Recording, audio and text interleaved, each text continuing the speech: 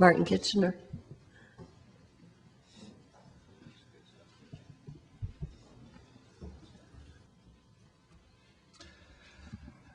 Hello, good morning. Can everyone hear me?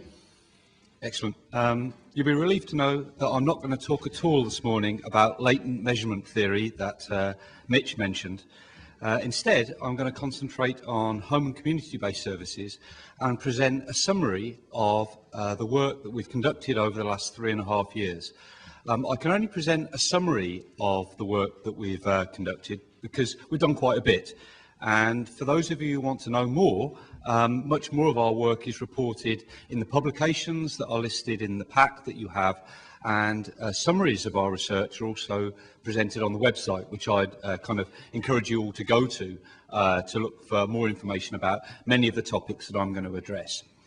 Beyond the formal explicit goals of the project that I'm going to report, Home Community-Based Services Research, the underlying aim, I guess, of the work that we're trying to do is to build from the normative case that was made and articulated quite clearly by Mike Oxford this morning for home and community-based services. He kind of suggested that home and community-based care, independence, was almost a civil right. Now, most of us in this room would be convinced by that argument right from the start and off the bat.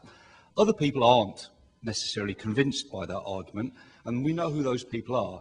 There are politicians and there are senior policy analysts who need more convincing about the need for extended home and community-based services. Some of those people are in the room, and so these people need to be presented with evidence about home and community-based services. They need to be presented with evidence about the need for them, and this is the type of work that Mitch has presented. They also need to be presented with evidence about the cost, the amount of people who benefit from these services, and also the potential benefits of home and community-based services over alternative institutional care. So that's really what this project is in the business of. We supply evidence about home and community-based services.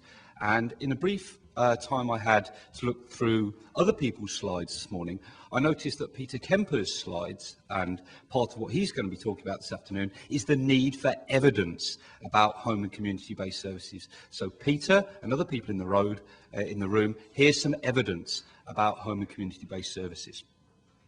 This is not ideology, this is not politics, this is evidence about home and community-based services.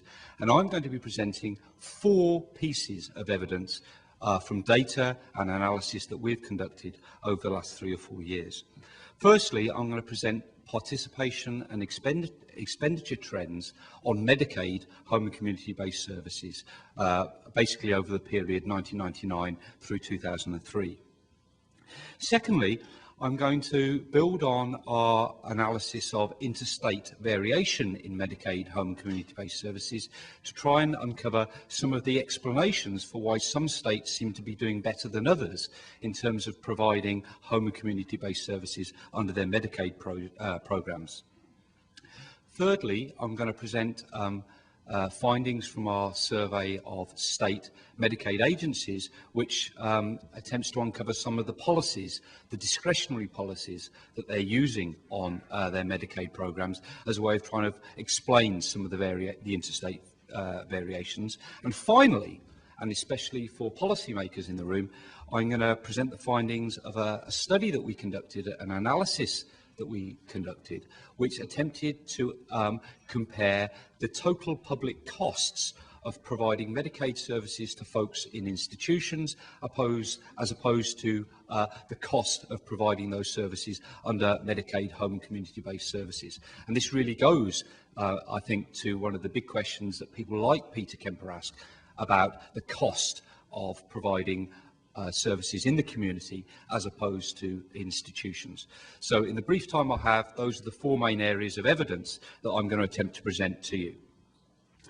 So in good kind of academic style, we're going to start with a definition, and this is our kind of working definition of the home and community-based services that we look at. And for most people in this room, this is going to be kind of self-evident, but a big point, and especially for colleagues like Mitchell a plant, what I'm dealing with here are formal home and community-based services. So I'm not really going to address at all the vast majority of home and community-based services, which are, of course, provided informally, that is unpaid by family members and friends. We're only dealing here with formal home and community-based services and supports, and by formal I mean those which are paid for, and more specifically, those which are paid for formally through public programmes, and even more specifically than that for this talk, those which are paid for by the Medicaid programme. And the big point of contrast here is that we're talking about home and community-based services as opposed to long-term care services which are provided in institutional settings such as nursing homes and ICF-MRs.